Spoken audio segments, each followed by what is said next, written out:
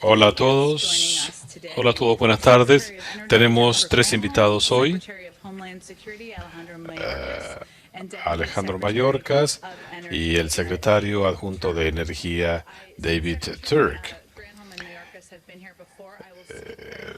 Como los dos secretarios han estado aquí antes, pero quiero que sepan que el secretario adjunto de Turk fue director ejecutivo de la Organismo Internacional de Energía, coordinó esfuerzos de energías limpias en el Departamento de Defensa y ha trabajado con el Consejo Nacional de Seguridad. Tienen muchas cosas en agenda para el día de hoy, pero van a compartir un tiempo con nosotros.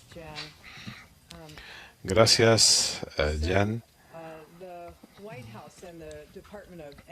La Casa Blanca y el Departamento de Energía han encabezado una respuesta interagencias al ataque al oleoducto Colonial, y la respuesta nos ha dado mucha experiencia, recursos y autoridad del gobierno federal.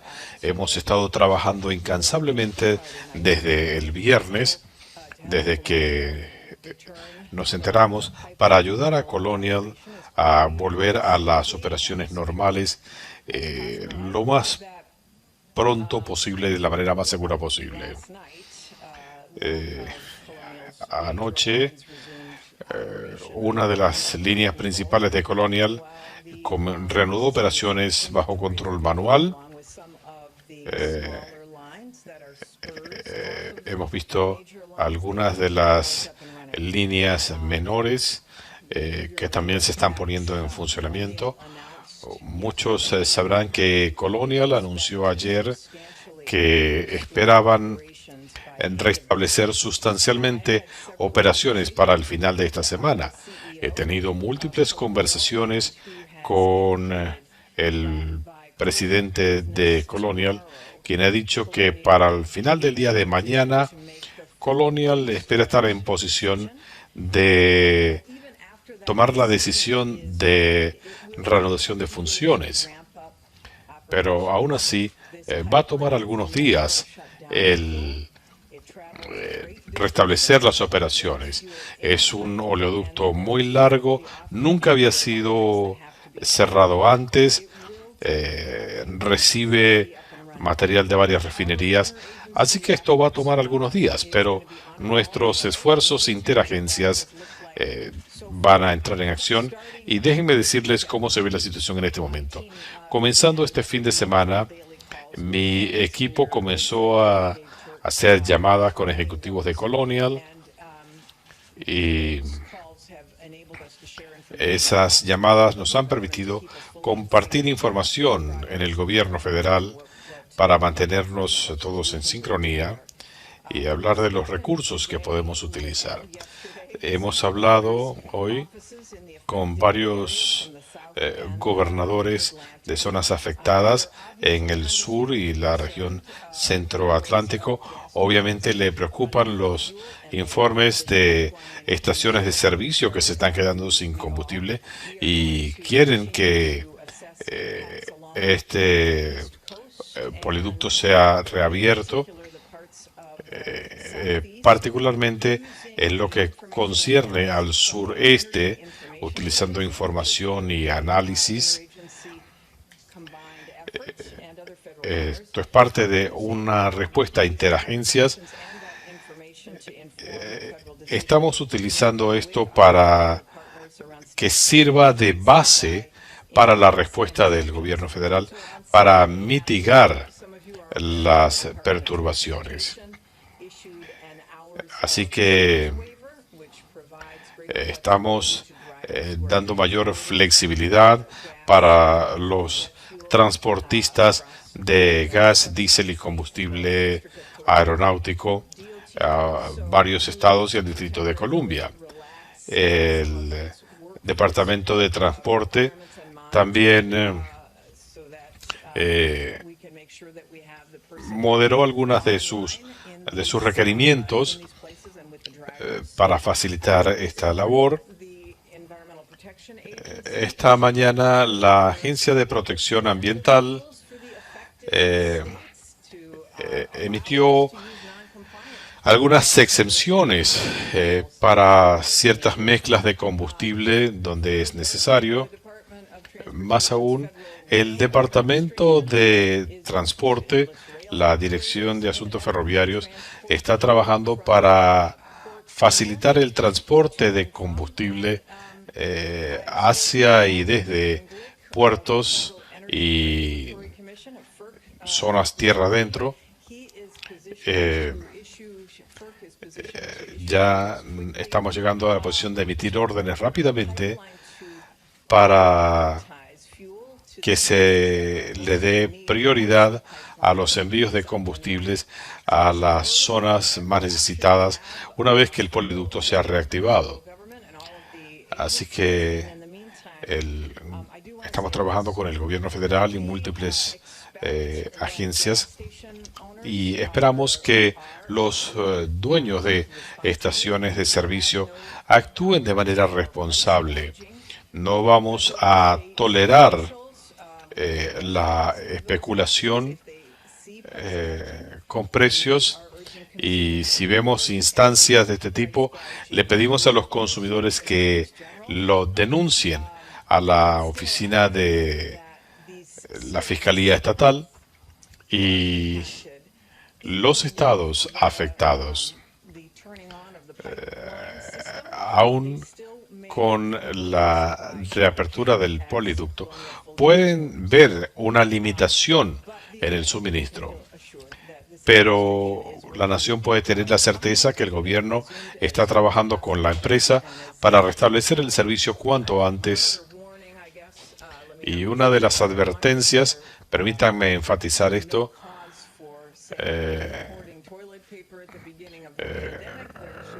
como decíamos que no había razón para acaparar papel sanitario al comienzo de la pandemia, no hay razón para acaparar combustible en este momento.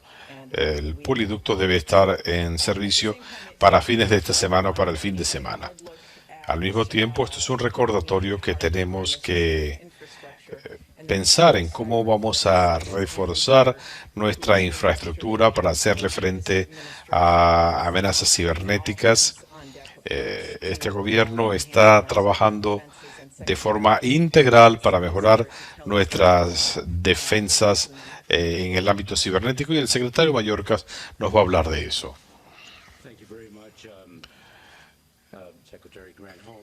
Gracias, secretaria Granholm. Y déjeme tomar algo que la secretaria dijo que creo que es muy importante enfatizar. El viernes, cuando se supo de este ataque de ransomware, para el sábado en la mañana, el presidente fue informado y de inmediato ordenó un esfuerzo global del gobierno y a instancias del presidente, el Departamento de Energía, el Departamento de Transporte, el Departamento de Defensa, la Dirección de Protección Ambiental y el Departamento de Seguridad Nacional y otros se enfocaron en esto. La orden fue utilizar todos nuestros recursos, experiencia y todo lo que pudiéramos hacer para cuando cualquiera de esos recursos fuera necesario o para brindar recursos. En el Departamento de Seguridad Nacional, por ejemplo, comenzamos a trabajar de inmediato con el Departamento de Transporte para estar preparados por si alguien requería una excepción de la ley Jones para permitir que buques extranjeros trajeran combustible si fuera necesario. Esto no se ha confirmado aún, pero queríamos estar listos por órdenes del presidente para actuar de inmediato si era necesario. El ataque al poliducto de Colonial es un ataque de ransomware. Esto no es algo nuevo. De hecho, la semana pasada hablaba en un evento de la Cámara de Comercio de Estados Unidos sobre la gravedad de esta amenaza. Más de 350 millones de dólares se han perdido por ataques de este tipo este año, un aumento de más de 300% contra lo ocurrido el año pasado y no hay una empresa demasiado pequeña como para no ser blanco de un ataque. Estamos en el Departamento de Seguridad Nacional utilizando toda nuestra capacidad de seguridad cibernética y de infraestructura, o CISA, como se la conoce. Estamos a la vanguardia en este esfuerzo público-privado para garantizar la higiene cibernética de las corporaciones, igual que del gobierno, para compartir información entre el sector público y privado. Hablamos de las prácticas más recomendables.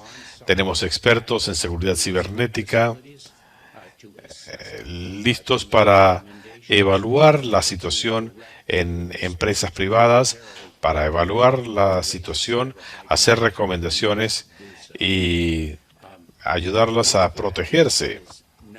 Esta es una amenaza que tenemos encima. Este ataque contra Colonial es evidencia clara de lo que hemos venido diciendo de hace ya algún tiempo. Y cuando era secretario adjunto de Seguridad Nacional en el segundo gobierno Obama-Biden, nos concentramos en esto. Así que este es un esfuerzo integral del gobierno por órdenes del presidente, no solamente para enfrentar la situación del momento que ha galvanizado nuestra atención, pero también queremos hablar de la infraestructura crucial y cómo podemos reforzar esa infraestructura para resguardarla de este tipo de ataques y para crear conciencia, para que todos entiendan la necesidad de tomar medidas preventivas y estar en posición para responder.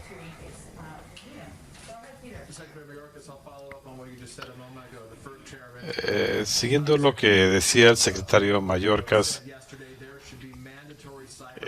decían que debería haber estándares obligatorios de seguridad cibernética. ¿Está de acuerdo? Nuestras conversaciones están en marcha y han estado en marcha sobre qué medidas tenemos que tomar de forma administrativa y de forma legislativa para la higiene cibernética en el país.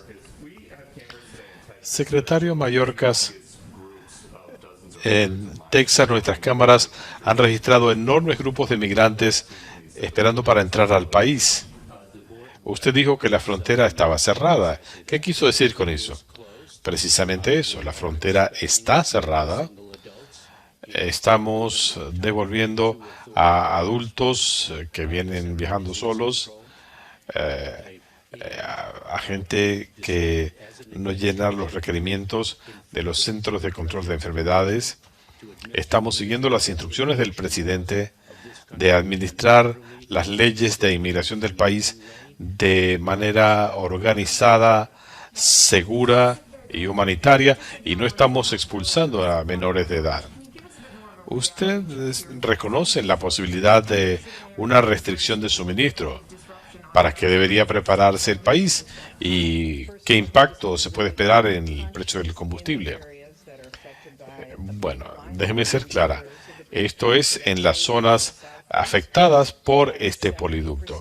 El sureste, un 70% del suministro de Carolina del Norte, Carolina del Sur, Tennessee, Georgia y el sur de Virginia son las zonas más afectadas. Estas son las áreas de mayor preocupación, dado el hecho que no hay muchas otras fuentes de suministro.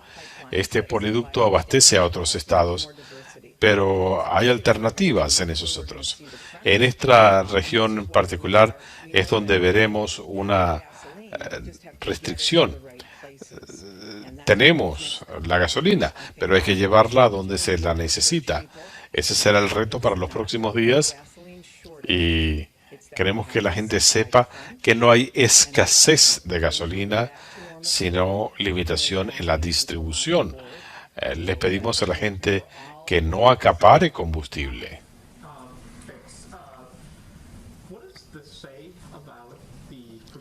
¿Qué dice esto respecto a la fragilidad de la infraestructura nacional?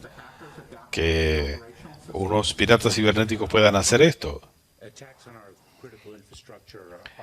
Los ataques contra la infraestructura crítica no son una cosa nueva.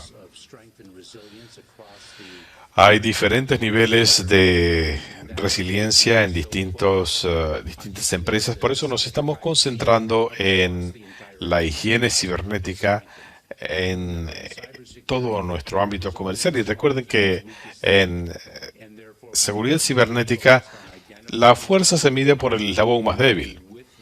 Queremos identificar esos eslabones débiles en todo el sector privado, en la base comercial y en el país. Este no es un problema único de Estados Unidos. ¿Puede hablarnos de el cronograma con la ley Jones? Bueno, esto le corresponde a él. Sí, si me permiten, cuando recibimos una solicitud de excepción, el Departamento de Transporte hace un análisis para determinar si hay buques de bandera estadounidense disponibles para la entrega. Y si ese es el caso, bajo la ley Jones, se los llama para la entrega. Pero si no hay buques disponibles, entonces analizamos la necesidad de usar buques de bandera extranjera y se hacen las excepciones de rigor. En casos como este, el trabajo se comenzó precisamente por esta razón a instancias del presidente para estar listos y responder con la urgencia que amerita la situación, para actuar lo antes posible. Sé que están haciendo una revisión, pero ¿cuál sería el cronograma? Vamos a movernos como unos rayos.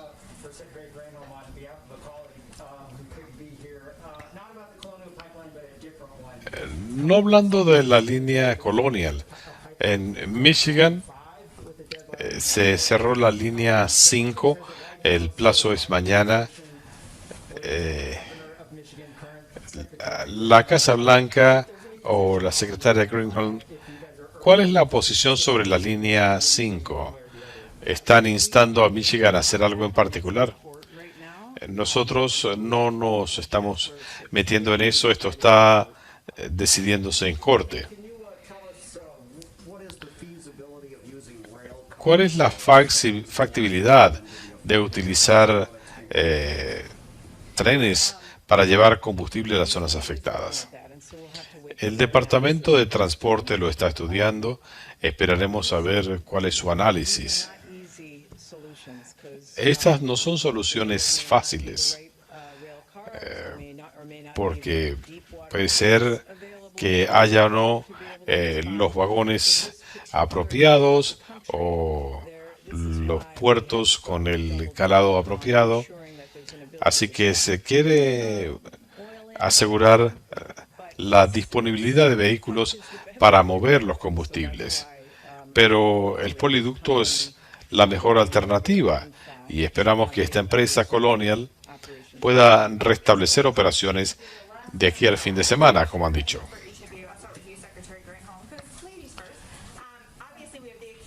Una pregunta para todos. Viendo en términos más amplio, este ataque a Colonial, ¿qué hace para hablar de la necesidad de ir hacia combustibles renovables? Ciertamente queremos asegurarnos de cumplir la meta del presidente de tener energía limpia para el 2035, cero emisiones de carbono para el 2050. Si usted maneja un coche eléctrico, esto no lo afectaría.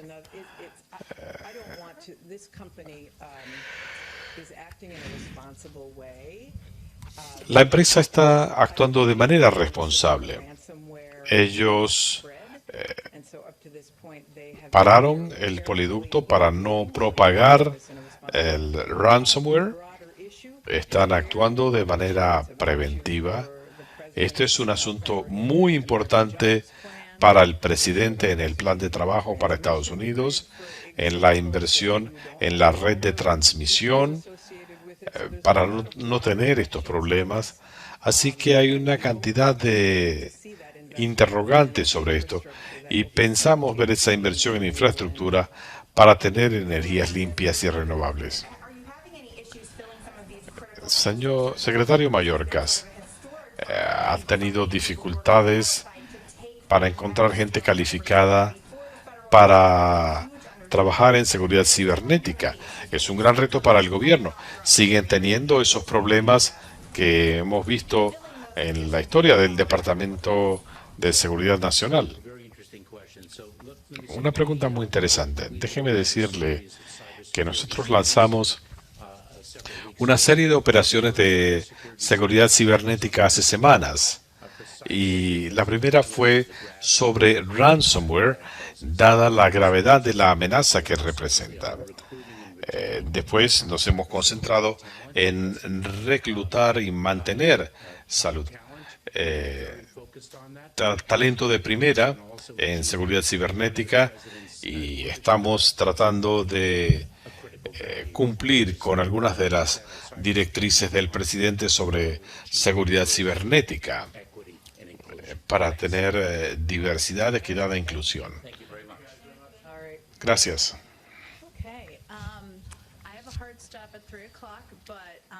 Tengo que parar a las 3 de la tarde, pero quería traer a los secretarios, pero hay otros puntos, así que responderemos todo lo que podamos.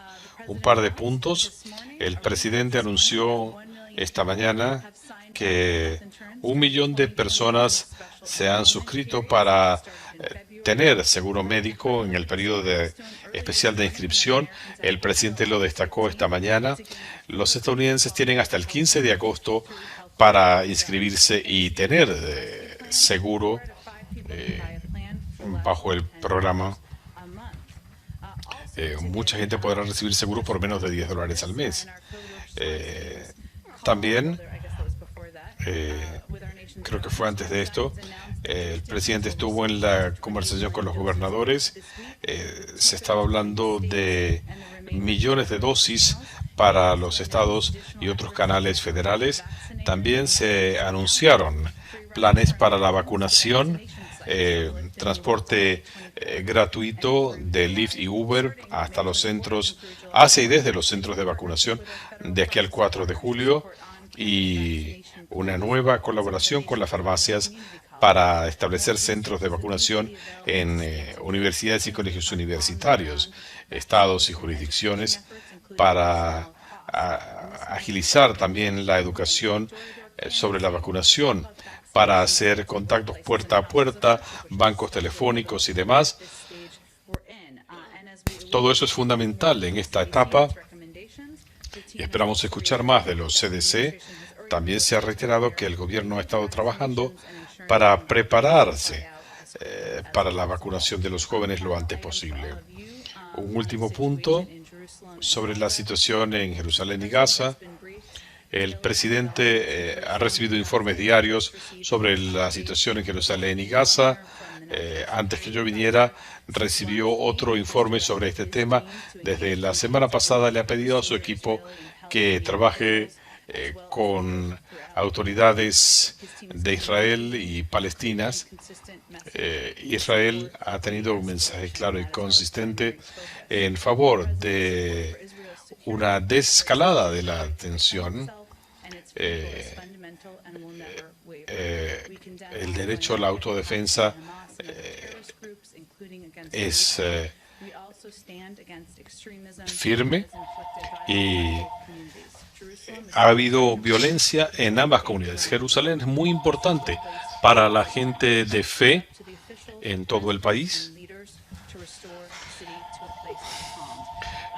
para devolver la calma al país. El presidente y su equipo seguirán trabajando en la diplomacia para proteger a los civiles, para frenar actos de violencia y terrorismo. That is the only way to ensure the just and lasting peace that two peoples have struggled to achieve.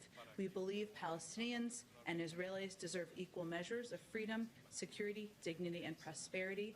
And U.S. officials in recent weeks have spoken candidly with Israeli officials about how evictions of Palestinian families who have lived for years, sometimes decades, in their homes, and of demolitions of these homes work against our common interests in achieving a solution to the conflict. In the coming days, as Muslims gather with family and friends to celebrate Eid, and Jews join together to mark the beginning of Shabbat, let us affirm that all people of faith deserve to enjoy these important celebrations without fear of violence and work toward peace and calm for all. With that, Amr, go ahead. Thank you.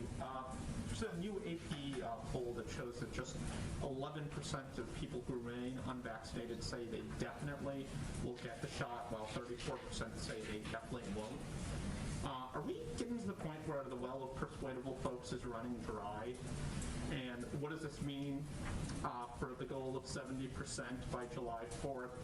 And then more broadly, what does it say about our country that a meaningful share of Americans don't want the vaccine, even as so many other countries are so desperate for it? Well, first let me say that the good news and what we've seen in the data over the past several months is that the more people get vaccinated, the more confidence increases, and the more people then want to get vaccinated. So we are still at war with this virus. We have a lot more work left to do. We set a goal, as you noted, a new goal of getting to 70% of adults with at least one shot by July 4th. And we're trying to build on the lessons we have learned along the way. So our primary focus is on helping make it easier to get vaccinated, helping workers get time paid off, get paid time off, more pop-up units and walk-up sites, including to be able to walk into pharmacies and get vaccines, launching vaccines.gov. And we're also working to increase vaccine confidence. And this goes to the heart of what you're talking about here. Now, if you look back to December, January, just when people were just starting to get shots, the percentage of people who were willing to get shots or excited about getting shots in the country was below 50%. You know, we have made great strides since then, great progress. And that is not, as we look at the data, just by political persuasion or by demographics or even geography. We've seen increases in confidence across groups. We knew that it would continue to get harder as we proceeded along, right? As we got to a point where the supply exceeded the demand. But our focus has been on investing $3 billion in state and community-based organizations, ramping up targeted paid media efforts in multiple languages, building a grassroots network of family and friends. So a lot of what we were talking about being able to have door knockers and people making phone calls, canvassing, you know, it reminds me a lot of what you do as a grassroots organizer, because that's the phase we're in and what we're going to need at this point.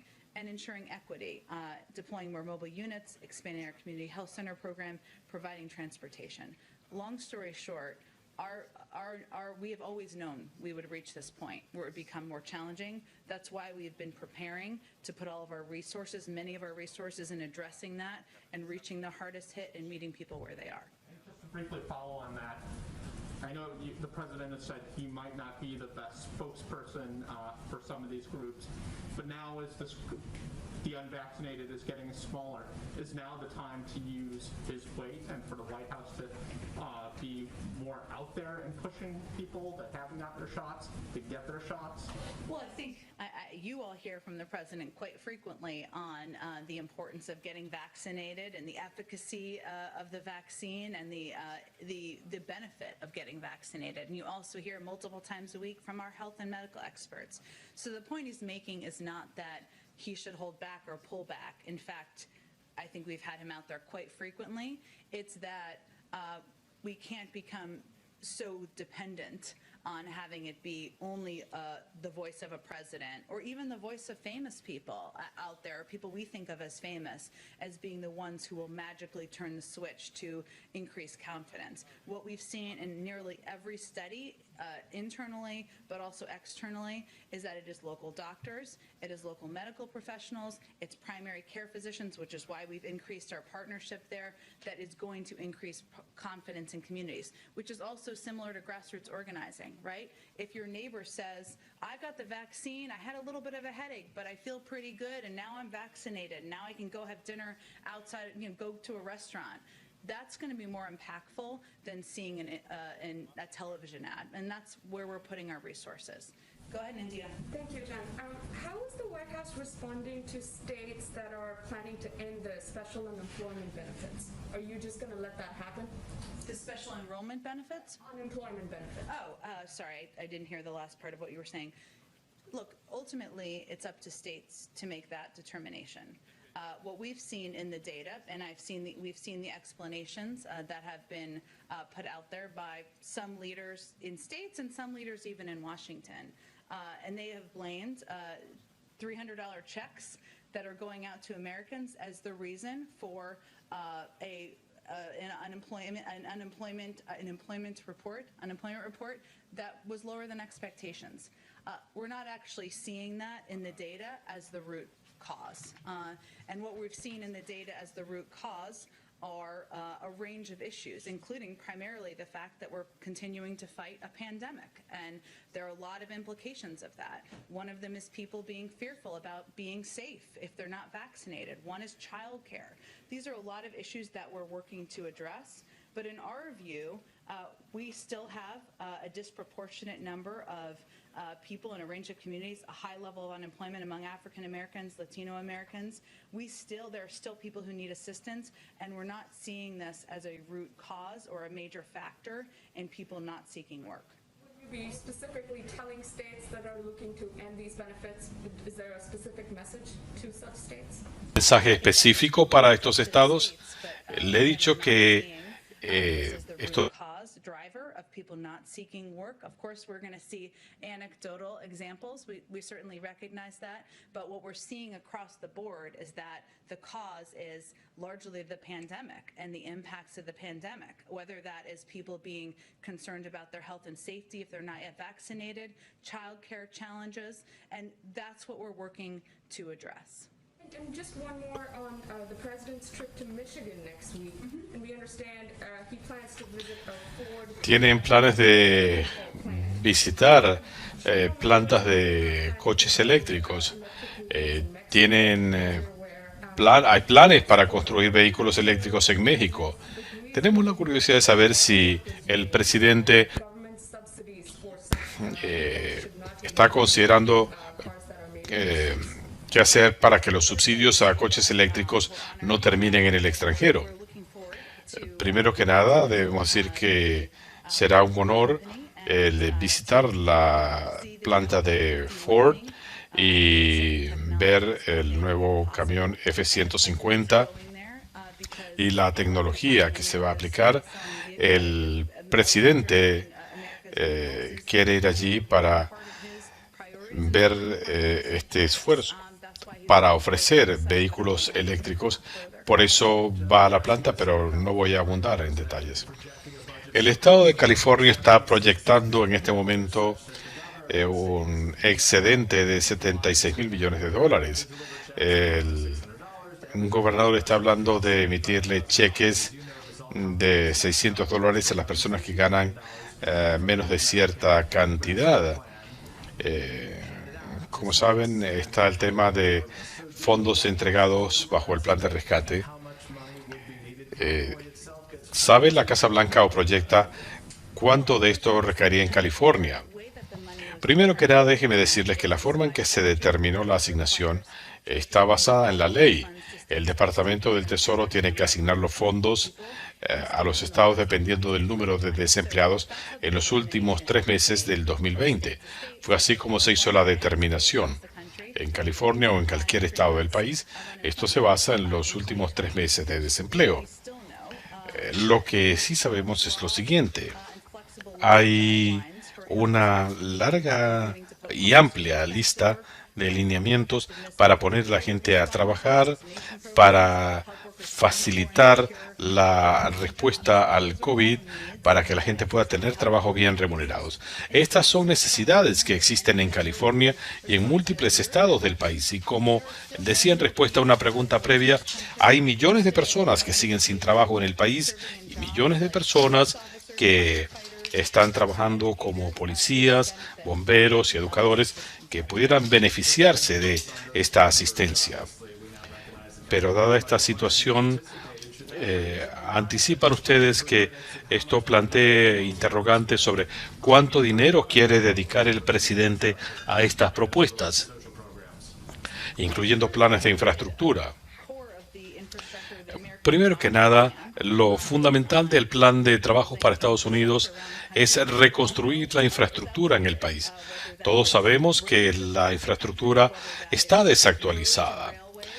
Ya sea que hablemos de vías férreas, de puentes, hay acuerdo entre republicanos, demócratas y hasta miembros del Congreso que piensan que hay que invertir en estas áreas.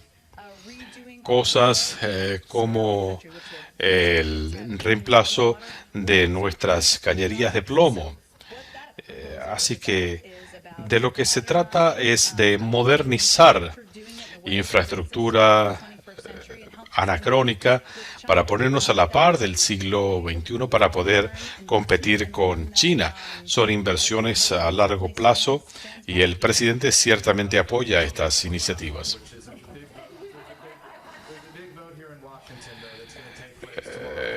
Habrá una votación muy importante aquí en Washington, en la Cámara. ¿Consideran que esto va a ayudar o va a afectar las posibilidades del trabajo bipartidista en Washington? Creo que no te sorprenderá decir que no pasamos mucho tiempo aquí tratando de determinar el resultado o de predecir un resultado o de analizar el impacto de las luchas internas de los partidos. Esto es un asunto de los partidos. Pero ustedes están buscando bipartidismo. ¿Esto los ayudará o afectará? En ningún momento la búsqueda del bipartidismo nos convertiría en árbitros o mediadores de pugnas internas del Partido Republicano. El presidente ha invitado a líderes bipartidistas para venir a la Casa Blanca para hablar de cómo podemos encontrar terreno común para trabajar juntos. Y ese es un ejemplo de cómo él piensa que puede representar al pueblo estadounidense en la búsqueda de una agenda que beneficie a la gente, hayan votado por él o no. Así que dejaremos que esas luchas internas se desarrollen por allá y por este lado, en esta otra mesa en la oficina oval, vamos a conversar sobre cómo podemos trabajar juntos. ¿Está la Casa Blanca reconsiderando su oposición a nuevos oleoductos y poliductos? Yo no creo que veamos las cosas de esa manera. Nosotros analizamos el impacto económico y el impacto ambiental, y ese sigue siendo el caso. Pero cada proyecto se analiza individualmente. Cuando usted habla del impacto ambiental, la solución para este problema es que los productores de petróleo utilicen trenes y otros vehículos o tener combustibles menos limpios. Lo que el presidente está tratando de hacer en este momento es de asegurar que el pueblo estadounidense sepa que vamos a trabajar para enfrentar este reto. Y él va a utilizar todos los recursos a su disposición y vieron evidencia con lo que nos decía el secretario de Seguridad Nacional, lo que decía la secretaria de Energía, para enfrentar estos retos. Él no quiere que la gente en la costa este o en el sureste se preocupen. Él quiere que la gente entienda que el gobierno está trabajando en esto y queremos ajustar esas necesidades lo antes posible. Los CDC le están dificultando los llamamientos de ustedes cuando están creando esta impresión de que hasta 10% de las transmisiones de COVID se producen en exteriores. No hay un solo caso de infección de COVID documentado en el mundo, producto de una interacción casual. Creo que la doctora Walensky habló de esto en la audiencia en el Senado esta mañana y habló de múltiples estudios que sitúan esto en menos de 10%.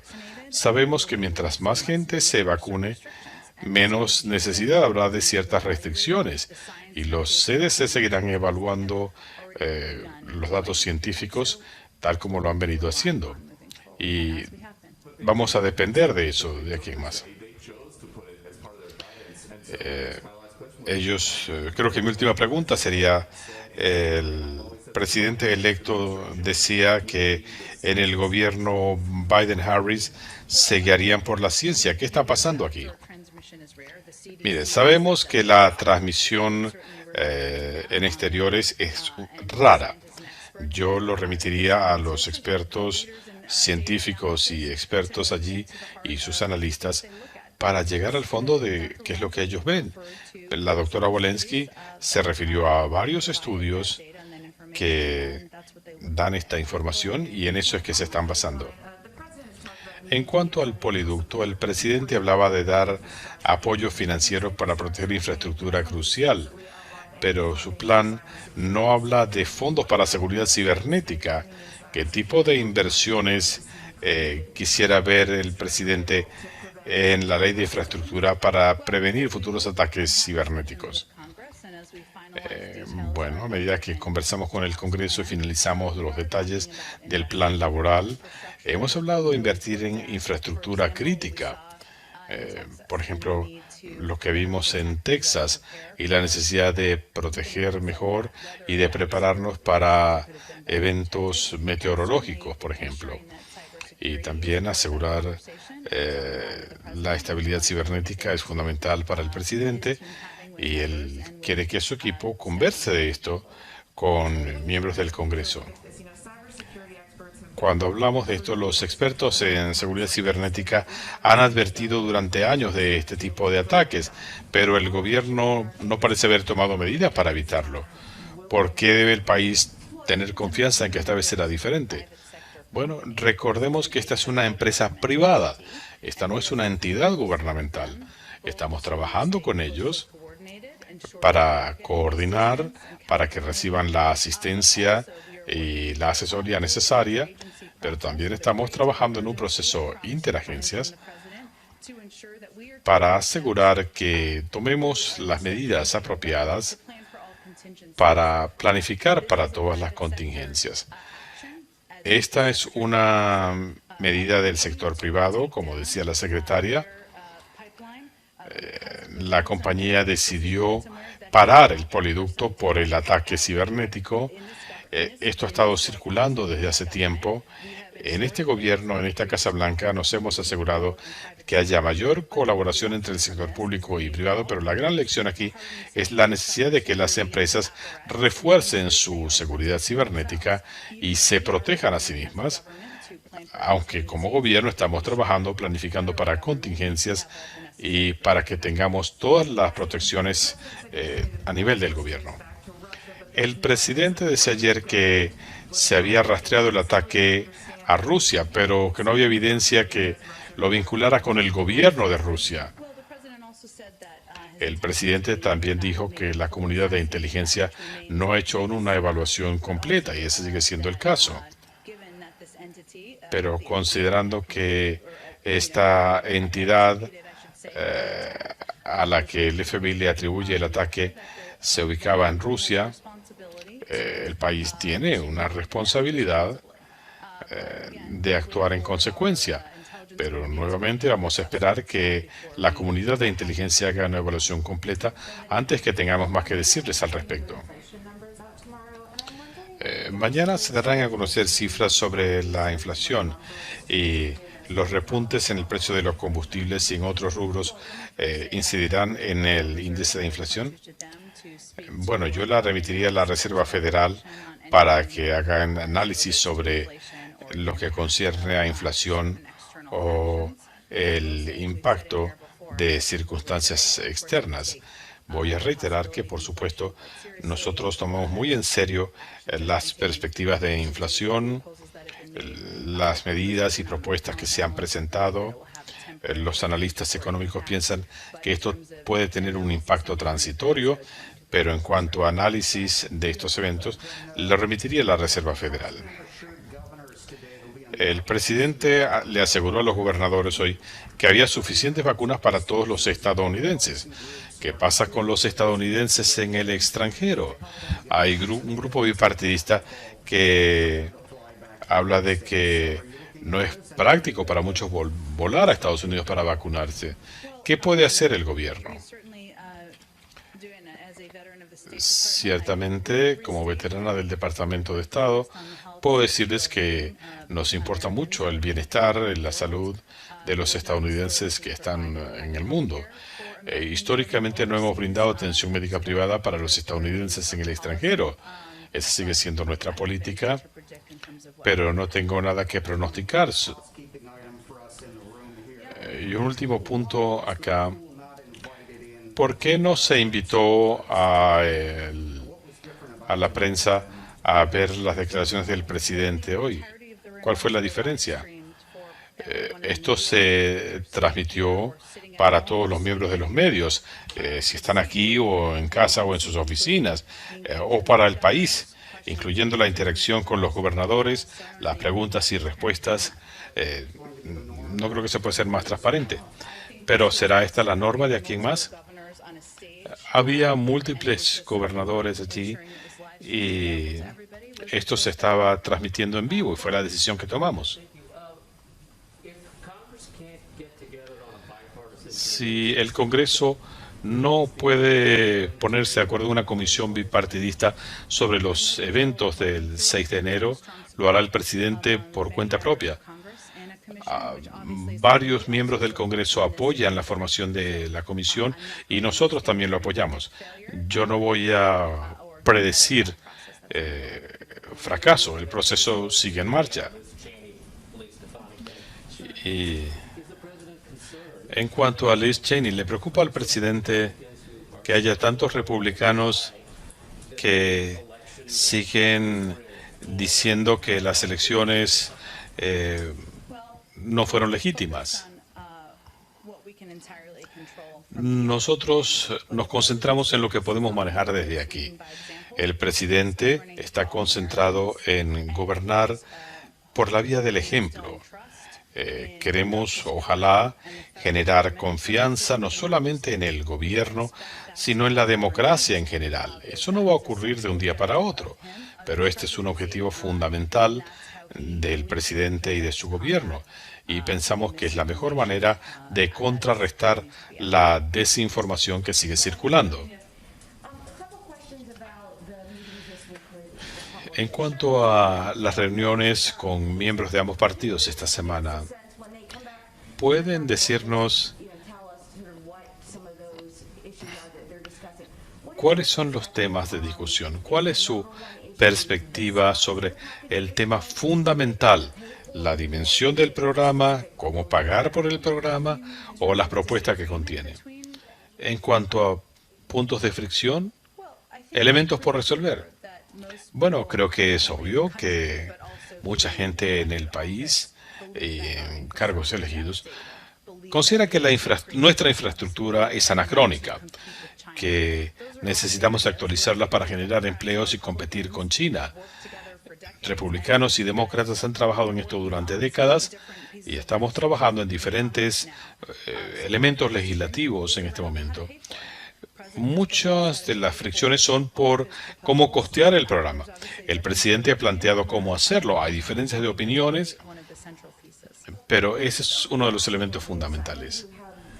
Y en cuanto a la oportunidad de la propuesta, alguna gente habla del Día de la Recordación. He hablado de esto muchas veces. Yo dije que esperábamos ver progreso de aquí al Día de la Recordación y que se promulgue en el verano. ¿Qué significa eso? ¿Significa eso que para el Día de la Recordación pararán las conversaciones? ¿El presidente va a tratar de actuar solo o las conversaciones seguirán? No podemos hacer ese pronóstico en este momento, Anita. Vamos a ver qué pasa de aquí a allá. Vamos a buscar oportunidades de trabajar juntos. Eso no significa que vamos a parar ahí.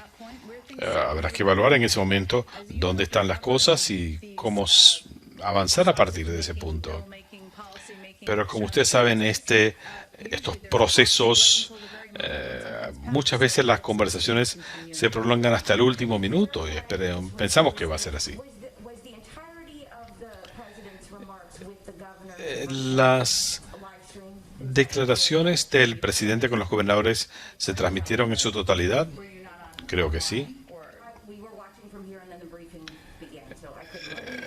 Estábamos viéndolo acá. Nosotros no comenzamos hasta que ellos terminaron. ¿Qué elementos específicos hay en la agenda? ¿Y qué es lo que esperan de la reunión de mañana? Hay muchas formas de encarar una reunión de este tipo, como saben, y la posición del presidente es que uno puede dedicar toda la reunión a hablar de áreas de desacuerdo, que no son pocas, o se puede uno concentrar en buscar oportunidades de hallar causa común, y él se va a ir por esa vía. Se va a hablar acerca de dónde hay puntos de convergencia, oportunidades para la colaboración. Se ha hablado de infraestructura, de inversión en infraestructura, de la modernización de la infraestructura. Hay múltiples propuestas que han circulado. Habrá otra reunión el jueves con varios senadores republicanos para hablar de eso. Y tengo la certeza que la generación de empleos será parte de esas discusiones. Pero también hay áreas de preocupación pública. La escasez de semiconductores. O asegurar que se prepara la fuerza laboral de Estados Unidos para competir. Cada quien vendrá con múltiples puntos de agenda y el presidente quiere una reunión constructiva porque él sabe que hay valores compartidos por los estadounidenses.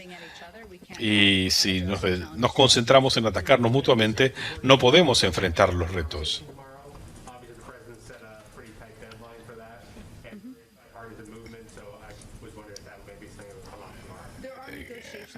Hay negociaciones, como sabe, que están en marcha por vía bipartidista.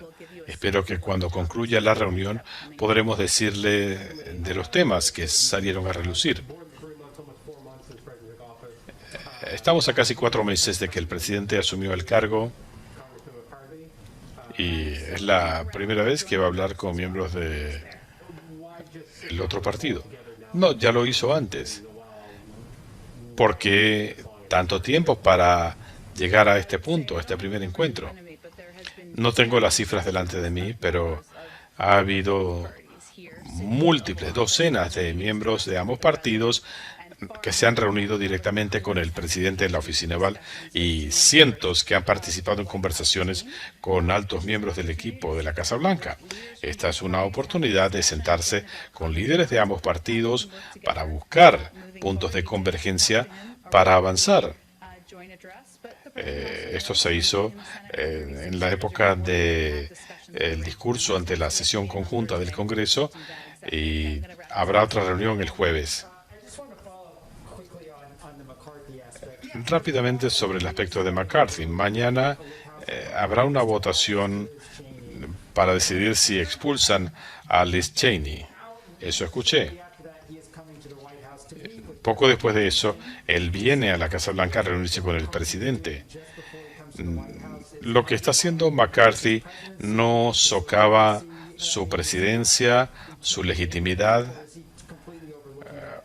o él está desestimando este elemento, o ha considerado no invitar a McCarthy.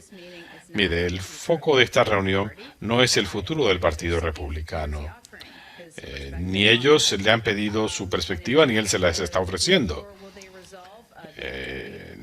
Ni van a resolver el tema de la identidad del partido en esta reunión.